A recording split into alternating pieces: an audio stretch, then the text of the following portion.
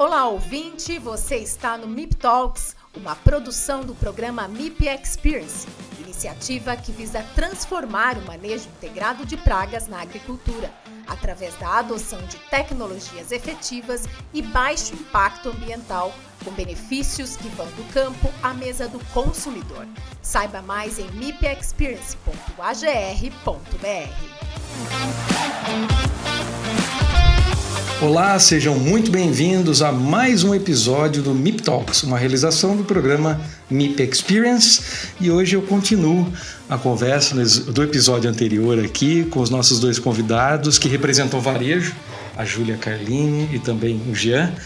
Eu gostaria que vocês, em primeiro lugar, sejam muito bem-vindos. A nossa primeira conversa foi muito produtiva. Eu acho que nós passamos por dois temas muito importantes, né? A segurança do alimento e a sustentabilidade no campo, e o papel, né, do varejo, dos supermercados com relação à garantia da qualidade e dessa sustentabilidade, que é uma exigência cada vez maior por parte dos consumidores, de todos nós consumidores, e que impacta a vida do homem do campo e das empresas rurais que têm se adequado para atender essas necessidades.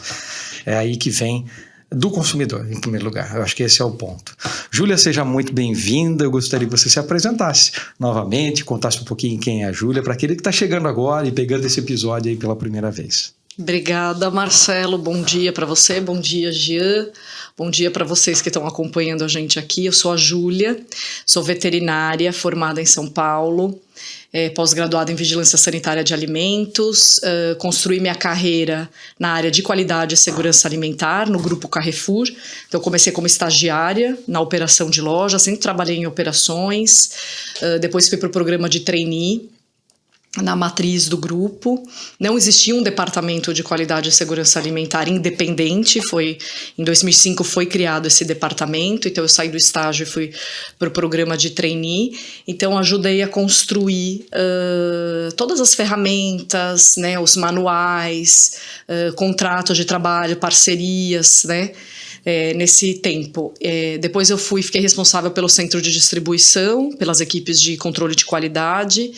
Então, a gente também trabalhou nas fichas técnicas, nos manuais também de transporte, né, como armazenar aqueles produtos que eram recebidos. Enfim, o que o varejo sempre fez, né? O varejo sempre tentou se estruturou relacionado aí à segurança de alimentos e qualidade. Em 2015, eu comecei a liderar a área de qualidade, veio a marca própria também. Então, hoje, para um produto ter a marca do Carrefour, ele passa por um processo de homologação, seja de auditoria, análises laboratoriais, briefings junto ao parceiro. Em 2018, o Carrefour lançou o programa Act for Food, que é uma plataforma global, que são uma série de iniciativas para as pessoas viverem melhor, né? Então, para uma alimentação mais saudável, e essas iniciativas englobam desde lá do produtor até as gôndolas, né? Então, são iniciativas muito alinhadas com o conceito de saúde única, né? Então, a saúde, hoje a gente fala em saúde única, né? Então, saúde humana, saúde animal e a saúde ambiental estão interligadas.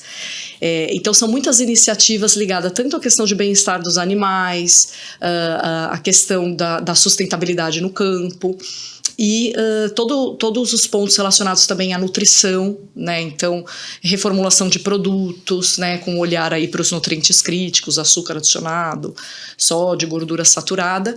Então, o Carrefour vem desde 2018 atuando nessa plataforma global, e eu faço parte aí desse comitê de pessoas que atuam nesse assunto, né? Então, dentro do Carrefour tem várias áreas, e a área de qualidade e segurança alimentar é uma das áreas aí pilares desse programa. Muito obrigado. Bem-vinda, Júlia, novamente aqui para as discussões. Jean, por favor. Olá, obrigado, Marcelo, pelo convite. Júlia, bom dia também, novamente. Eu sou Jean Paulo, estou na Paripasso ali desde o início. Tem uma carreira anterior que é interessante, vivenciei os conceitos de rastreabilidade na cadeia da pecuária, quando deu problema de vaca louca, lá na década de 90, e começa a entregar um pouco da nossa idade também, né, Marcelo? E, bom, esses conceitos foram sendo aprimorados, e a Paripasso nasceu ali no ano 2000, início dos anos 2000, falando sobre o tema de rastreabilidade, porém na cadeia de FLV, na cadeia de alimentos perecíveis e frutas, legumes e verduras com mais força. Então nós construímos aí ao longo dessa trajetória, fomos acompanhando as demandas do varejo, as demandas da sociedade, com outros controles, agregando não só o tema rastreabilidade, mas também controle de qualidade, monitoramento de resíduo e outros assuntos que nós falaremos aqui. E chegamos aqui juntando aos nossos parceiros, como a Promip também, entregar a solução para boas práticas de campo. Exatamente. Esse é o tópico que nós vamos agora avançar. Obrigado, pela sua presença aqui, por estar conosco na construção desse programa que é o MIP Experience, né? A ideia aqui, nós falamos anteriormente, no episódio anterior, sobre a sustentabilidade. Terminamos a nossa discussão inicial falando de sustentabilidade. Nós vamos continuar falando de sustentabilidade, mas agora entrando num outro aspecto. Talvez num aspecto muito próximo do que nós falamos, que são as boas práticas agrícolas, as boas práticas no campo. Quais os benefícios, como é que as boas práticas no campo podem ser fomentadas através de ações que devem, claro, e deve incluir sim o varejo, deve ser fomentado pelo varejo, sem excluir os outros agentes da cadeia, como nós falamos no primeiro episódio. Nós falamos da importância da colaboração. O MIP Experience é um programa colaborativo. A ideia é trabalhar com as boas práticas em campo, dando luz às ferramentas biológicas, ao manejo integrado de pragas. Estamos trabalhando para chegar lá na frente, numa certificação, num selo que seja entregue ao agricultor e mostre os benefícios de cada agricultor lá para o varejo, essa é a ideia. Pensando na sustentabilidade e nas boas práticas agrícolas, já essa semana, há poucos dias, foi anunciada aí uma colaboração importante de um novo programa que envolve a Abras, a CropLife, e vocês estão, como par e passo, também dentro desse programa que promove as boas práticas agrícolas. Eu gostaria de começar entendendo um pouquinho mais sobre esse programa. No primeiro episódio nós falamos sobre o Rama, e agora gostaria de entender com você, para que você colocasse quais são os principais aspectos dessa colaboração e qual a expectativa com esse novo programa voltado às boas práticas agrícolas. Muito bem. Primeiro, acho que é um passo extremamente importante juntar duas instituições extremamente representativas dos setores de produção e de venda, de distribuição de alimentos, que é o supermercado. As duas pontas, Então, os dois elos da cadeia se organizando para, de alguma maneira, com as suas respectivas competências, apoiar nessa desenvolvimento de boas práticas do campo. Como? O programa Rama tem base de história, como nós comentamos no outro episódio, de problemas identificados, de inconformidades identificadas. Só que não adianta só olhar e não agir. Do outro lado, você tem uma entidade que congrega todas as indústrias de químicos e biológicos que tem ferramentas para isso. Uma delas, que é o ponto de partida para o programa, é o programa de treinamento para aplicação, que é o aplicador legal.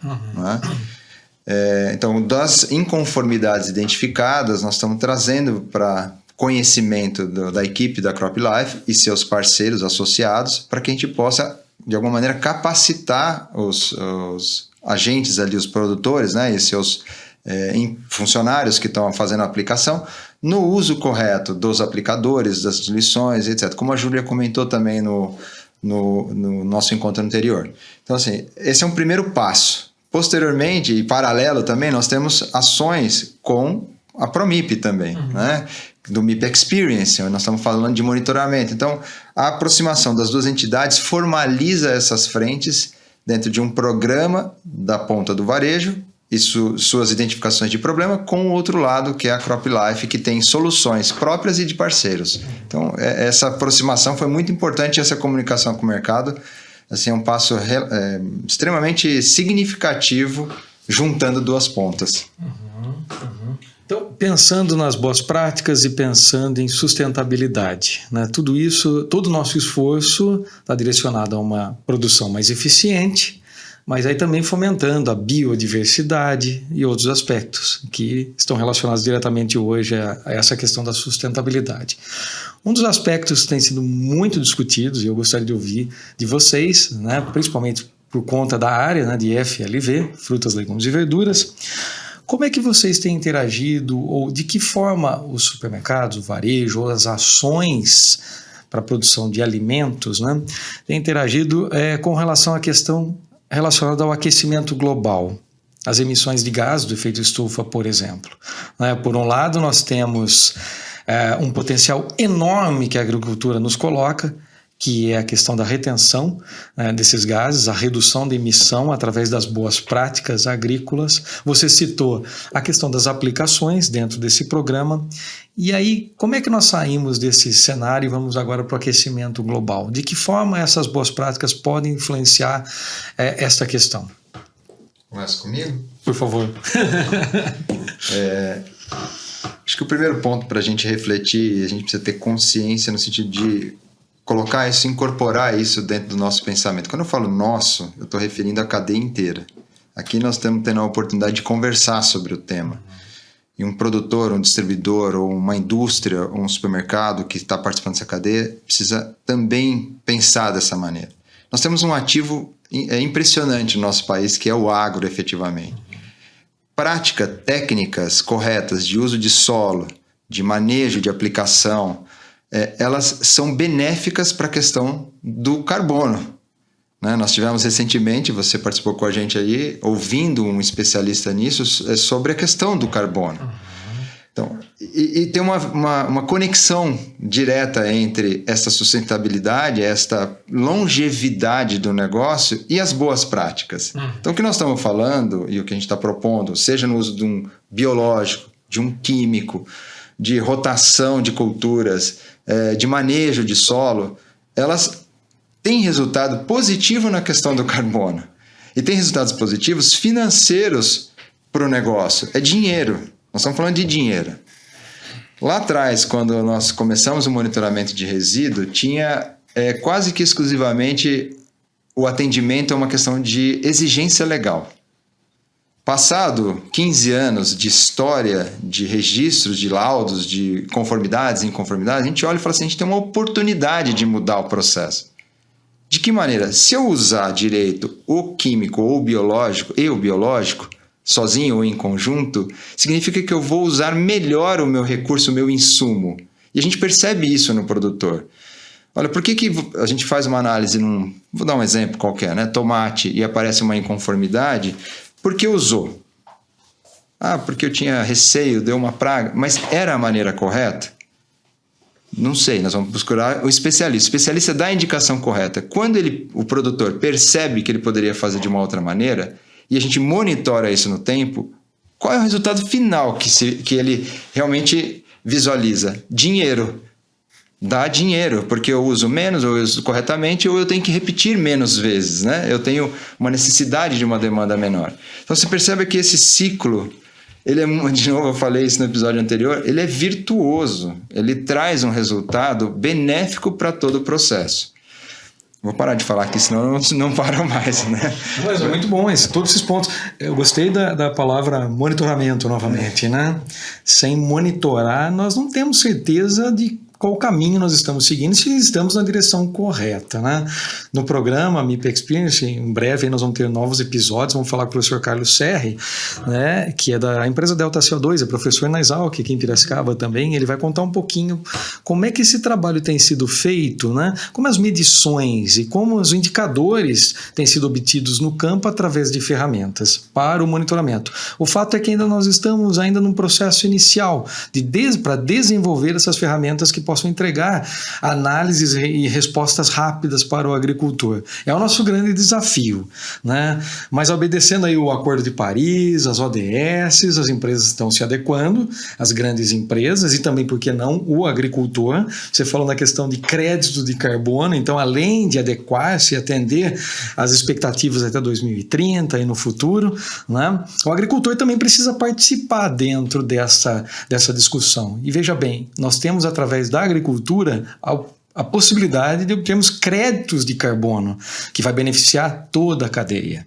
No tocante aos supermercados, Júlia, como é que vocês têm visto no Carrefour esta questão, dentro das operações do Carrefour e em campo? Como é que isso tem sido construído, essas discussões que estão ligadas a ESG, como nós falamos é o E, né? Principalmente, ou A em português. Acho que você falou algo aí bem interessante, que é as grandes empresas estão se organizando, estão olhando para isso, né? Então, assim, cada empresa tem que começar a olhar. E para poder olhar para esse ponto, o que a gente já falou um pouco no episódio anterior, a segurança de alimento, a qualidade, as boas práticas já tem que estar implementadas.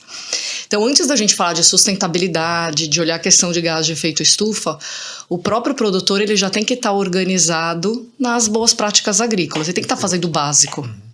Hoje, boas práticas agrícolas e boas práticas de fabricação numa loja, né, do supermercado é básico. Né? A gente não consegue falar de sustentabilidade se a gente não falar de qualidade e segurança de alimentos. Hoje o Carrefour tem uma área já, né, uma área instituída de ESG, com algumas frentes de trabalho, e já tem esse olhar para as mudanças climáticas. O que a gente, dentro da operação, então isso está sendo construído, né, já tem algumas iniciativas em andamento. Então, nas nossas operações, como que a gente olha, né, o que a gente pode fazer dentro da nossa operação para otimizar e reduzir os gases de efeito estufa, e sensibilizar o produtor. Não que a gente vai ter num processo de homologação, essa questão, hoje não tem nada definido em relação a isso. Mas como você bem disse, cada empresa, cada um tem que fazer o seu papel. Uhum. É um assunto que tem que ser olhado. Então o Carrefour, dentro da operação dele, ele tem a responsabilidade de reduzir né, gases de efeito estufa. Então vamos implementar iniciativas para isso. E a cadeia também tem que ter esse olhar. A cadeia como um todo, né? Exato. Esse é um ponto. Falei de crédito de carbono, nós podemos ter financiamentos verdes hoje, que nós temos no mercado, bancos que estão investindo nisso, mas ainda nós estamos nesse processo de construção. Mas o seu ponto é fundamental para iniciarmos essa discussão. As boas práticas, as questões ligadas ao alimento seguro têm que estar em linha, as coisas têm que estar acontecendo já para chegarmos nesse ponto. E é claro que em certos momentos nós consumimos tudo ao mesmo tempo agora, né? Já pensando num programa, nós estamos falando nessa questão da sustentabilidade, das boas práticas de segurança do alimento, segurança alimentar, que nós conversamos lá, explicamos a diferença desses conceitos. Você que trabalha muito ligado ao setor do varejo, aos supermercados, aos grandes produtores, né, e que fala muito sobre rastreabilidade, entrega a rastreabilidade e ferramentas para que o agricultor possa realizar o seu trabalho.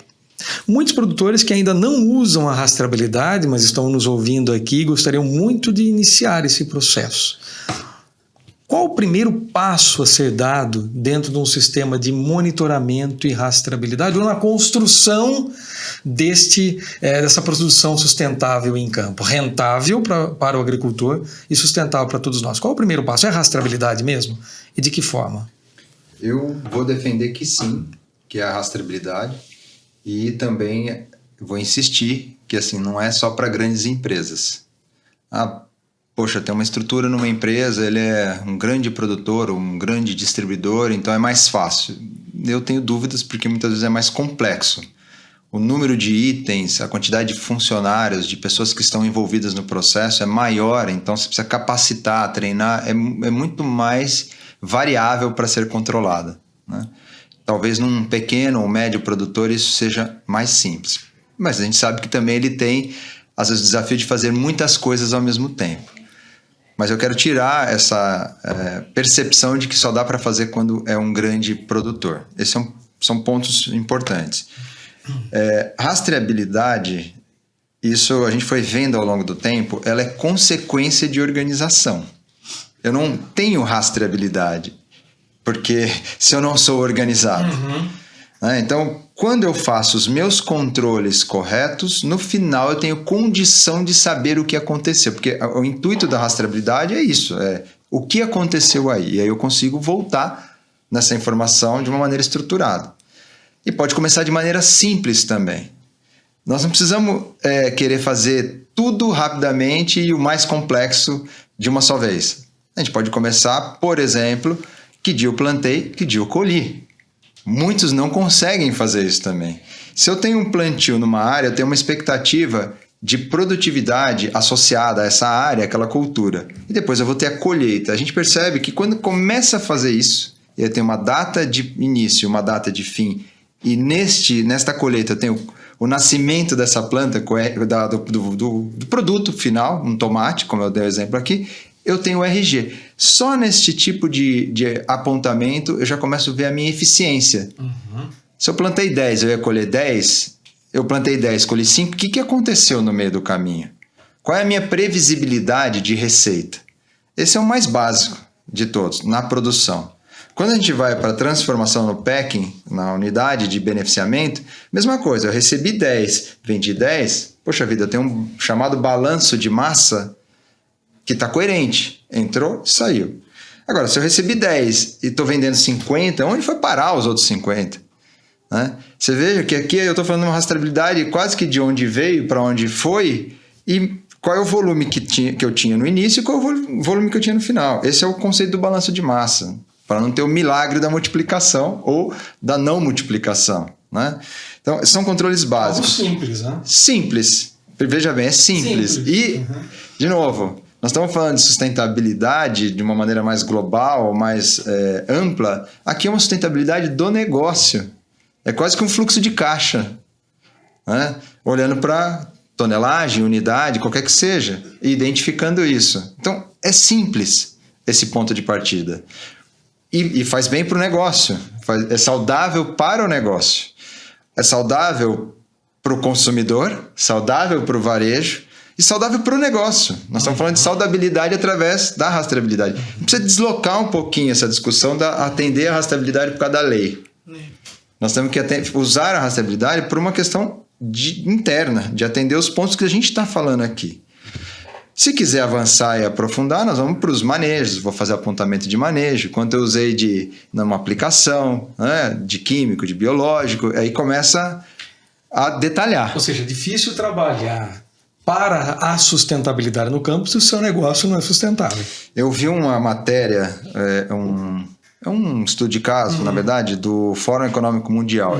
E não estava falando de agro, eu estava falando da cadeia de várias indústrias, da química, quando eu falo química, é a parte farmacêutica e tal, né? Alimentar e não alimentar. Ele falou assim, tem 2 aspectos imprescindíveis para a gente mudar o jeito que nós estamos tratando as relações do mercado. É ter rastreabilidade e ter visibilidade.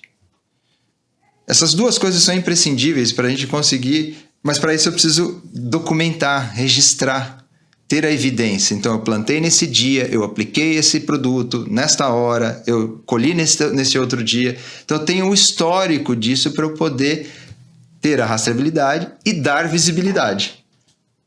É imprescindível. E é meio básico nos conceitos de gestão.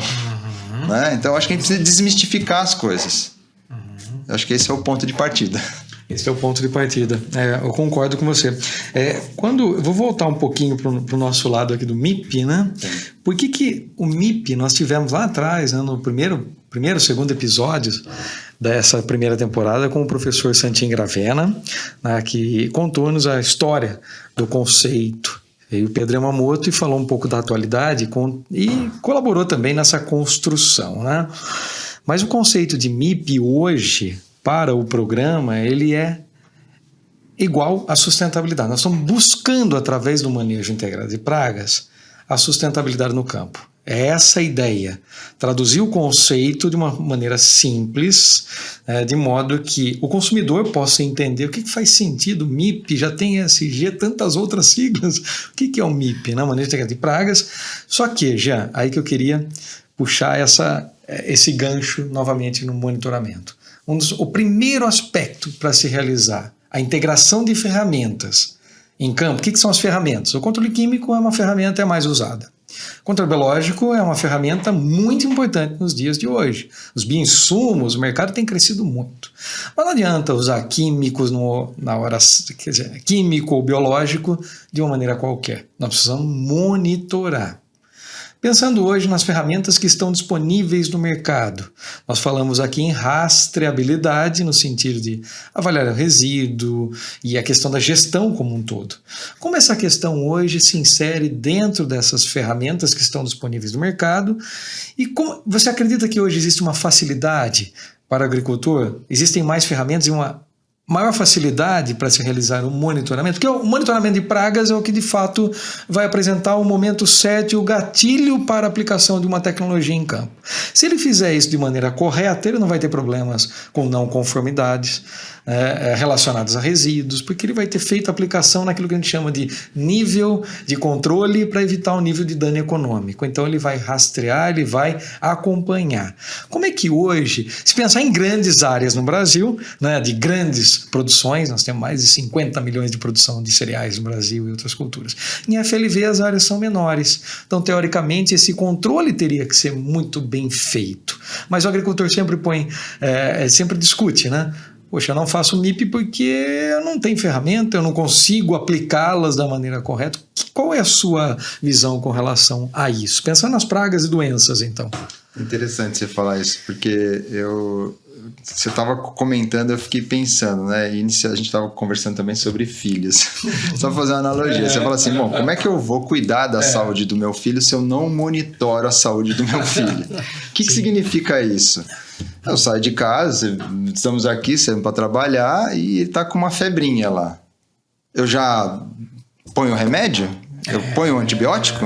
Entra com antibiótico? O que eu vou fazer? Eu espero.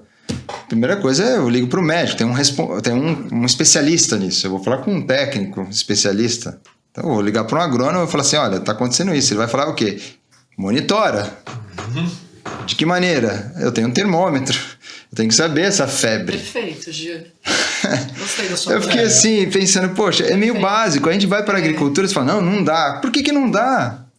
Meu Deus, monitora, tem as técnicas. Você bate lá na porta da Promip e pergunta como que faz. Liga para o especialista. E pegando o seu gancho é o seguinte, vai no antibiótico, mas você não vai repetir o antibiótico semanas a fio. Não, e tem muitas vezes, assim, dependendo do caminho que você trilhar e da tua... Tem uma questão de segurança e decisão individual, inclusive, né? Por exemplo, se eu olhar para os meus filhos e falar, não vou botar um antibiótico agora, eu vou colocar uma homeopatia, eu vou seguir com a homeopatia até onde eu me sentir seguro naquela relação com a minha lavoura e, nesse caso, com o meu filho. Né? E daquele momento em diante, eu falei com o especialista, agora chegou, não dá mais, eu vou entrar com antibiótico. Então, eu acho que a gente, de novo, deslocar um pouco a nossa visão e a nossa percepção, porque a gente sabe fazer isso como ser humano de sobrevivência. Mas, às vezes, a gente olha naquilo que a gente está tão acostumado, e isso acontece nas nossas vidas, e a gente não muda o comportamento. Nós falamos no episódio anterior de ter a informação, ter o conhecimento. Tem empresas, tem tecnologia. Eu não tenho dúvida que o limitador não é a tecnologia. Mas a gente não transforma isso em comportamento, mudança do nosso comportamento. Eu acho que a gente tem que mudar o comportamento. Não é mais uma limitação de tecnologia. E muito menos de acesso à internet. Porque o WhatsApp bomba, né? Todo mundo fala no WhatsApp. Mas na hora ele fala assim, eu preciso conectar para fazer um registro, para não sei o quê. Não tem internet. Tudo bem, trabalha offline, depois conecta. Então... eu acho que assim, a gente precisa quebrar essas barreiras que não existem mais, elas são imaginárias. Tudo bem, tem mão de obra, dificuldade de gente, é verdadeiro isso. Mas vamos tirar aquelas que são ainda imaginárias e colocar em prática, mudar o nosso comportamento, seja pequeno produtor, médio ou grande produtor. E eu acho que as empresas estão disponíveis para ajudar nesse caminho, né? Eu acho que vamos para frente. É isso aí. Ou seja, aquela desculpa, né? Não vou fazer porque não tem ferramenta. É o porquê eu não consigo ter um bom posicionamento do meu produto no mercado. Não, é uma peneira que você acaba... Mas as coisas estão mudando no campo. Nós temos muitos produtores, nós falamos agora há pouco da emissão de gases do efeito estufa, algo que nem era discutido em FLV, já existem alguns produtores prestando atenção nisso, no aquecimento global e como se adequar a essa nova tendência e que está sendo motivada pelo consumidor lá na ponta, né? Falando nas ferramentas mesmo disponíveis hoje, a Paripasso ela tem sido pioneira nessa área em levar tecnologias para o agricultor. Eu queria que você comentasse um pouco, eu vi da Júlia também, né? Nós tivemos segunda-feira um evento, né? Essa semana um evento promovido pela Paripasso, parabéns pelo sucesso no evento. Infelizmente não encontrei a Júlia lá, mas estivemos presentes também. E esse esforço, né, de estar junto com o varejo com o produtor, e vocês lá falaram de uma ferramenta espetacular que não foi desenvolvida ontem, que existe um processo que está sendo desenvolvido e nós chegamos num ponto muito interessante quando vocês falaram do Index. Eu gostaria que você comentasse um pouco das ferramentas e como o varejo tem aproveitado isso para garantir, né, a sustentabilidade e a segurança do alimento, enfim. É bem interessante, Marcelo, porque ao longo desta cadeia de abastecimento tem uma série, no nosso caso, dentro do que a gente trabalha, né, de informações que são capturadas. Então, nós estamos falando de informação de campo, informação do packing, de qualidade, de análises laboratoriais, se é auditado, se é certificado, se é uma autoauditoria. Então, cada informação dessa tem uma relevância na composição da qualificação deste produtor ou deste comercializador.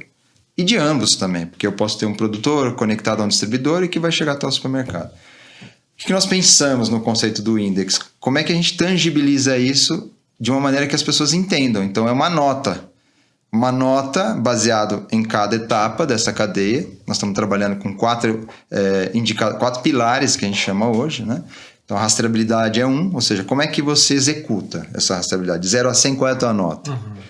Monitoramento de resíduo, então, de 0 a 100, qual é a sua nota? Né? Na qualidade, baseado nos padrões do supermercado, definido por cada supermercado. Então, como que você está entregando esse produto para o seu cliente? E o último elemento aqui é a certificação e a auditoria. Você tem ou não tem? Você faz uma autoauditoria ou não? Isso tem pesos diferentes. Então, no final, tem uma nota qualitativa. Essa discussão não é comercial, não tem um aspecto de relação comercial. Ela é qualitativa. Olha, Marcelo, você está preparado para entregar para a Júlia no Carrefour. Né? Você atende aos requisitos. E se não atender, vamos ver em qual parâmetro para a gente poder te ajudar a subir nesse parâmetro. Porque senão fica um negócio extremamente vago. Né? Precisa melhorar a rastreabilidade. De que maneira? O teu balanço de massa, o teu exercício de recall.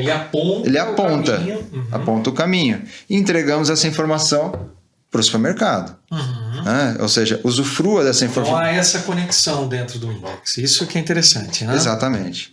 E aí eu passo para a Júlia, porque eu acho que assim, essa informação chega para ela. Olha, novamente, né? Colaboração, mas agora de um aspecto interessante, né? Porque vai além daquela...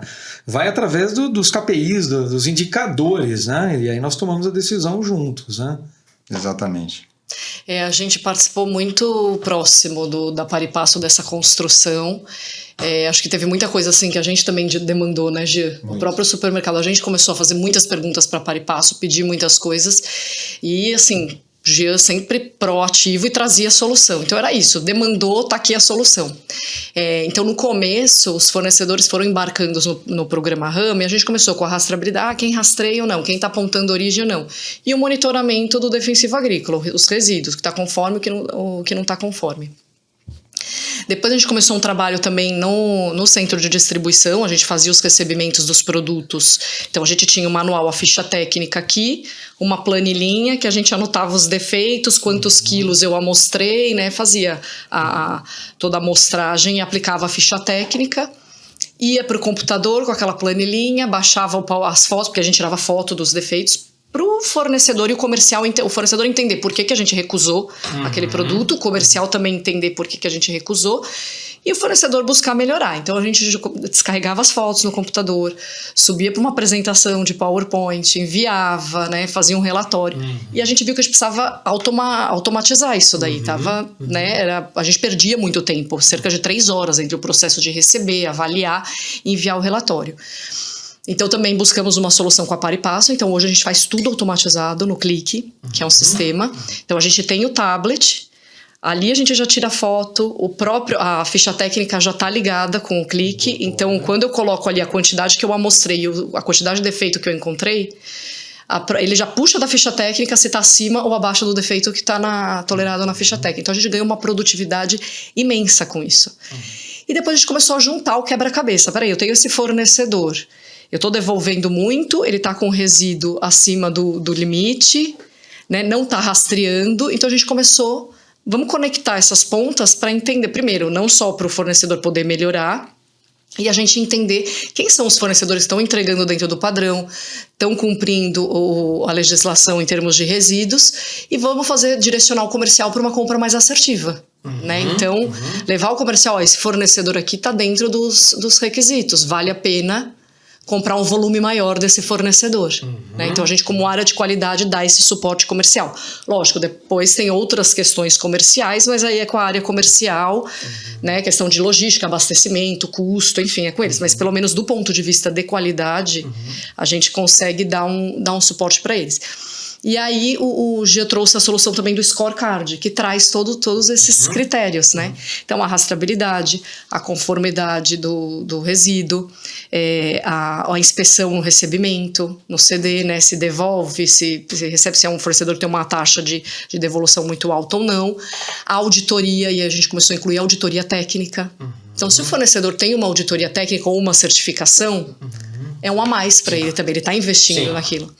E agora também a gente já está incluindo auditorias sociais. Então, protocolos de responsabilidade social, atendimento à legislação trabalhista, que entra com a questão de ESG. Ok. Né?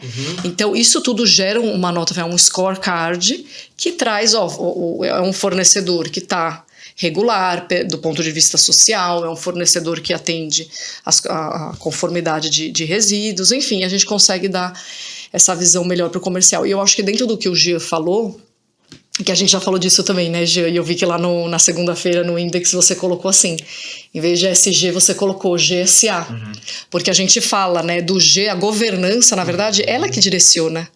Né? Então, assim, se não tem uma governança, e lá no evento eu acho que foi muito bem explicado sobre a governança, né, de uma maneira bem familiar até para quem é produtor.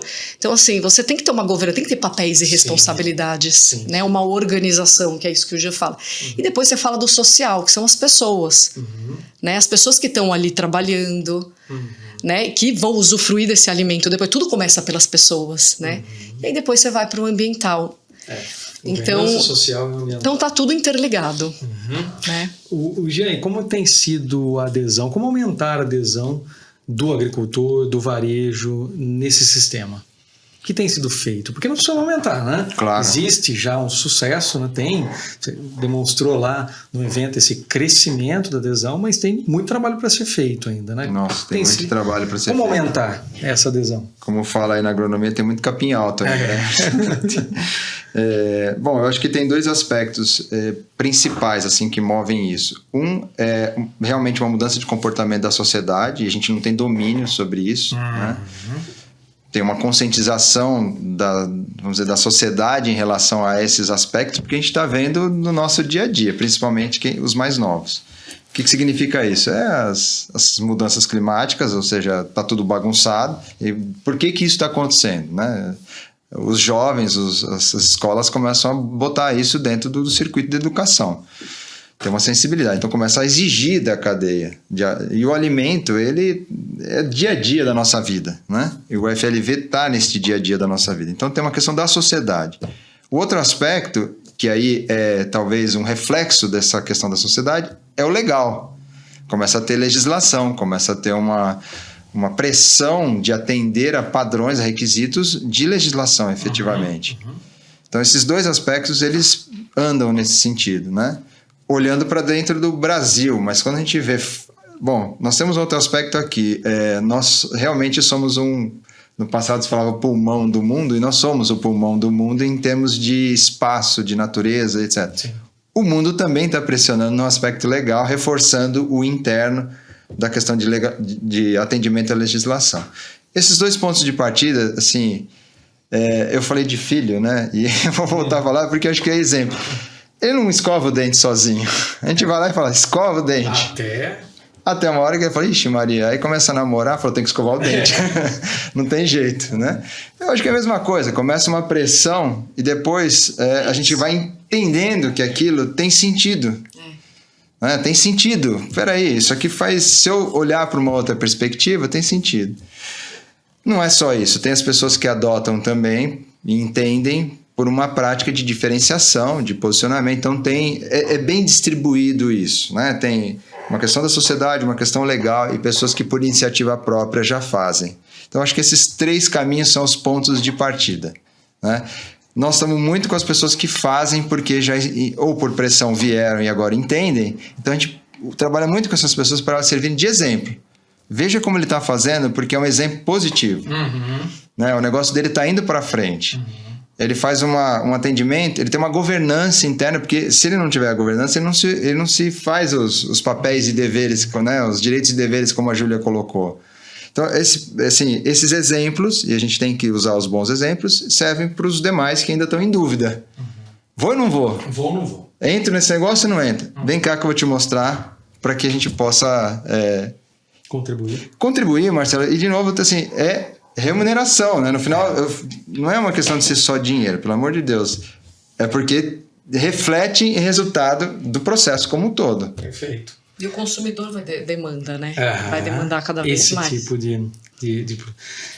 tem um ponto importante aqui, voltando para o Index, mas já quase finalizando a nossa conversa, e que está muito boa, né? Acho que poderíamos ficar horas e horas e horas aqui.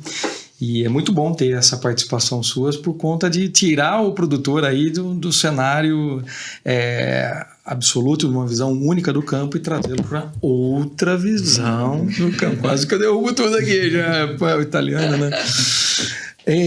Rastreabilidade, qualidade, segurança do alimento e chegamos na auditoria e certificação. Nós estamos falando de ganhos financeiros. Conversando até com o Ministério da Agricultura sobre certificações, até a visão do Ministério não, o produtor não vai ganhar mais por ter um certificado, mas existem outros benefícios.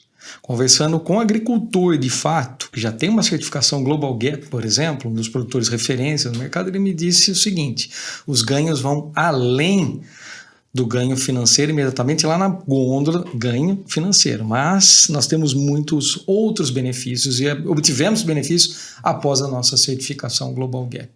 Quais seriam esses benefícios extras? Falando, inclusive, nós falamos de fluxo de caixa aqui. Resultado não é só vender, faturar, é ter bons resultados dentro de casa, ter um bom fluxo de caixa para demonstrar lá, para ter as DREs muito bem estruturadas.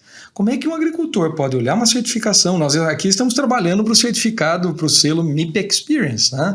Dando luz aos biológicos, monitorando. Como o agricultor pode enxergar um benefício a partir da obtenção de um certificado hoje?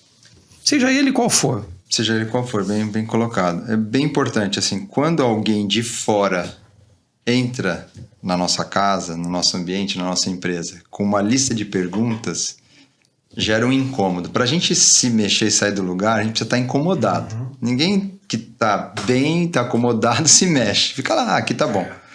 Morninho. Tá lá, tá funcionando desse jeito, tá ok. Quando vem alguém com uma lista falando assim, como é que você faz isto? Né, e pergunta, questiona e você gagueja para responder, ou o que você responde não atende, principalmente as questões legais, tem que mudar. Então, esse é o primeiro. Tira da zona de conforto. A gente não avança, não melhora, não se questiona ou reflete, faz uma reflexão interna, se a gente não sai da zona de conforto. A auditoria nos tira, na verdade, o processo de caminho para uma certificação ou uma auditoria técnica, como a Júlia comentou, tira a gente da zona de conforto. É impressionante. Nós estamos fazendo um movimento, comentei isso também no nosso encontro, lá dentro da empresa, da Paripasso, né, para uma certificação.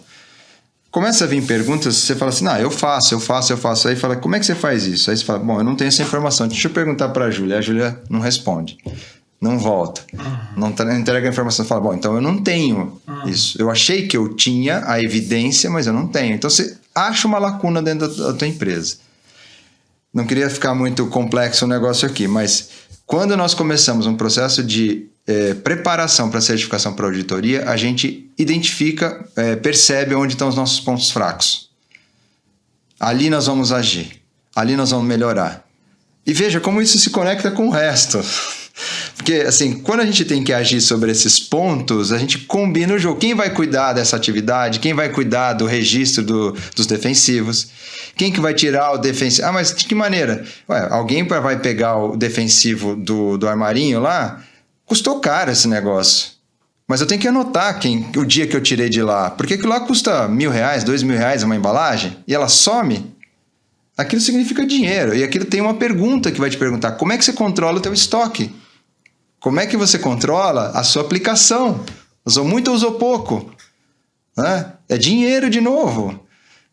segurança do alimento, atende a questão ambiental. Então, uma coisa vai encadeando na outra, e quando a pessoa tem esse estalo, né, um produtor tem esse estalo, não importa o tamanho dele, muda o comportamento. E é isso que nós estamos falando, mudança de comportamento. Perfeito. Você chegou exatamente no ponto que eu queria ouvir. Essa é a minha percepção, né? É uma ferramenta de desenvolvimento de pessoas, inclusive. De cultura na empresa. Quando você trabalha com a certificação, então assim como vários outros investimentos, a certificação tem que ser vista como um investimento. Não assim, o produto vai ser mais valorizado, eu vou ganhar mais pelo produto, a gente já sabe que talvez, mas não é esse o foco principal, né? E o que eu vi desse produtor, foi exatamente isso, mudou a cultura da empresa. Hoje, o desenvolvimento de pessoas aqui dentro da empresa, uma empresa que tem mais de 500 funcionários, né, é outro após a certificação, a cultura mudou. Então, eu acho que é esse olhar que está faltando um pouco, sabe? Claro, novamente, falamos no primeiro episódio que conversamos, né? Tem que ter resultado? Tem. O resultado tem que ser financeiro? Sim, senão a casa não para em pé. Né? Tem que ser sustentável. Lá no campo, mas aqui dentro de casa. Eu vejo isso também. Você concorda com isso, Júlia? Faz sentido essa questão da cultura, da certificação e além? Quer dizer, além não, né? Ela vai para o resultado financeiro na veia, através de economia, do melhor relacionamento da empresa, da melhor entrega, né? De exercer o propósito para que cada empresa, o propósito de cada empresa, de cada produtor, de cada fornecedor e do Carrefour. Eu concordo totalmente. E essa mudança de cultura, de comportamento, gera uma tranquilidade para você trabalhar, exatamente, né? Sim. Gera uma tranquilidade quando você é demandado pelo varejo, na hora de você entregar seu produto, vai analisar o seu produto lá na gôndola, te dá uma tranquilidade, porque você já tem uma cultura instalada na empresa, um comportamento, você faz o seu dever de casa, né?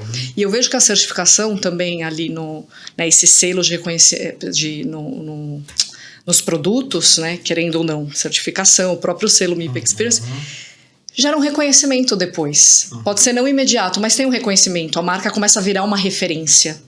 Então isso também para o consumidor, entendeu? Querendo ou não, é diferente o consumidor ver um selo de um produto com um selo de uma certificação e um que não tem. Em algum momento isso é reconhecido. E isso volta não só para o dono da empresa, mas para todo mundo que trabalha lá, né? Exato. Cultura. Exato. Cultura. Eu queria fazer um comentário aqui que ela falou, a Júlia comentou assim, bem interessante, né? Gera tranquilidade, inclusive para agir sobre o problema. O que eu quero dizer? Teve um cliente nosso que, assim, historicamente, ele nunca teve problema de resíduo no produto. Num determinado momento, apareceu. E aí, né, assim, o cliente dele vem com pedras na mão. Fala assim, você tá me entregando produto inconforme. Ele fala assim, não, peraí. Deu alguma coisa errada aqui, mas olha o meu histórico. Isso nunca aconteceu. E a gente sabe que pode ter problema. Sim. Pode. Né? Assim, nós não estamos falando. Nós estamos falando de monitoramento. Nós estamos falando de monitoramento. Então, eu estou monitorando ao longo do tempo, porque quando eu tiver algum desvio desse caminho, eu tenho resposta. Eu detecto e eu ajo sobre ele. Essa é a diferença desse processo. E para fechar aqui, que eu acho que é bem interessante, nós temos múltiplos papéis, né? Eu atendo o Carrefour, nós estamos fazendo uma parceria, mas nós dois somos consumidores do Carrefour. Ao mesmo tempo que a gente está fazendo esse papel, eu estou indo lá pegando o produto e levando para minha casa. Exatamente. Não tem mais essa assim, aqui eu faço desse jeito, aqui eu faço do outro. Não existe mais isso, né? No contexto de mundo que a gente está vivendo. Eu acho que a gente tem que ter essa clareza também. Usando o jargão agronômico, né? Nós colocamos a mão no arado, né? Juntos, né? Para fazer com que as coisas aconteçam. Porque esse é o nosso anseio também. Somos todos consumidores. O meu anseio é esse. Né? Trabalhar com biológico é exatamente isso. Nós não trabalhamos para o biológico, que é a solução para todos os problemas, mas nós entendemos muito bem a contribuição desse tipo de ação, né, como você faz com a rastreabilidade, como toda a dedicação que a Júlia tem no Carrefour há tanto tempo, né, nessa construção, porque nós temos convicção e nós queremos isso também, assim como todos. Né? Para fechar, sustentabilidade, como a sustentabilidade agrega valor, né, do campo, como ela pode agregar valor do campo até a mesa do consumidor? Já que nós falamos tanto de sustentabilidade, né? Nós falamos de resultado financeiro, outros resultados, como de fato a sustentabilidade tem que ser percebida sob a ótica do supermercado, dos varejos, enfim. da Júlia, eu acho como que consumidor. Tem que ser percebida, assim, porque como a gente falou um pouco antes, ô Marcelo, é a nossa vida, é a humanidade, é o que a gente vai colher, somos consumidores, somos pessoas. Então, assim, a gente precisa agir. Como consumidor, então desperdiçar menos alimento, guardar os alimentos, armazenar de maneira adequada, utilizar melhor a casca dos produtos. Existem hoje na internet milhões de receitas de como você aproveitar melhor o alimento. Então, como consumidor fazer a sua parte, como varejo fazer a sua parte, o produtor fazer a sua parte, é aquilo que a gente falou da cooperação. Se cada um fizer a sua parte, nós, como consumidores, como seres humanos, como pessoas, vamos viver num mundo perfeito, com algumas coisas que eu segui o seu perfeito, mas num mundo melhor, né, num mundo melhor e com alimentos nutritivos, né, alimentos que colaborem para a nossa saúde, né, porque a saúde é o que a gente tem de mais valioso. Sim, e é tudo muito dinâmico, né? Exatamente. Eu vou fazer uma coisa meio arriscada aqui, mas eu acho que assim, eu assisti o Game of Thrones. Eu também. Fazer as analogias já. Porque assim, foi tão impressionante o fechamento daquele negócio lá, que tinha os reis. Desculpa a viagem, tá? Mas é porque é importante. E quando fechou, eu fiquei ouvindo aquilo lá, tinha como que vai eleger o rei agora, sei lá, para aquilo lá que eles estavam discutindo, que eu nem me lembro exatamente o que era. E cada um tinha, um é forte no exército, o outro é uma mulher, o outro não sei o que lá. Aí a pessoa que é o mais pensador, ele falou assim, vai ser na época era o anãozinho, mas que no filme era o anãozinho. Aí eu falei, mas por que ele? Falou assim, porque para liderar alguma coisa precisa ter uma boa história. E quem tem uma boa história pereniza, tem longevidade. Aquilo para mim marcou, assim, é isso que a gente faz. Nós temos uma história muito boa para contar. Não ficar arrumando uma série de desvios de atenção. A nossa história vai fazer o MIP, vai fazer o monitoramento, vai levar no varejo. Essa história é boa de contar e ela pereniza. Ela tem longevidade. É isso, eu acho que a gente precisa seguir neste caminho. Ela é alcançável e real. E real. Isso que é interessante, né? Poxa vida, então nós vamos ter que encerrar isso aqui, senão nós vamos longe. Eu agradeço muito, viu, Júlia? Você, a sua presença aqui conosco, o Jean, né?